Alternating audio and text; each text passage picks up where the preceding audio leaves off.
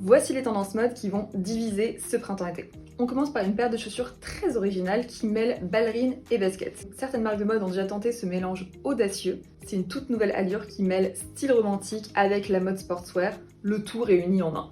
Deuxième tendance qui ne manque pas de piquant et qui pourrait bien diviser les modeuses à nouveau, c'est le short Bermuda. Alors il est pas très nouveau, il était déjà là l'été dernier, voire encore l'été d'avant, mais il a du mal à faire l'unanimité. Cette longueur qui coupe un peu la jambe à un endroit parfois peu flatteur fait un petit peu peur, alors qu'en vrai il suffit juste de l'adapter à sa morphologie. On peut le mettre un peu plus court ou un peu plus long et donc dans ce cas-là basculer vers plutôt un pantacourt, voire un pantalon un peu 7/8e. Troisième tendance qui divise, c'est une couleur et c'est le vert pomme. J'en avais déjà parlé il y a quelques temps, mais alors là c'est officiel, le vert pomme est absolument partout dans tous les rayons du printemps-été 2025. Et alors si certaines adorent son côté hyper lumineux et pop qui vient réveiller une silhouette, d'autres sont un peu effrayées par cette teinte hyper contrastée qui met pas forcément en valeur toutes les carnations.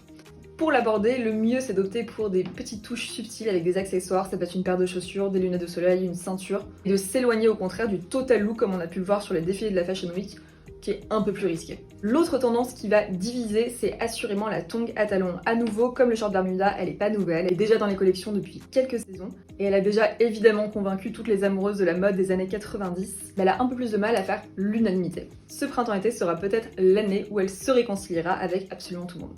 Peut-être. N'hésitez évidemment pas à nous dire quelle est selon vous la tendance mode qui va le plus diviser ce printemps-été.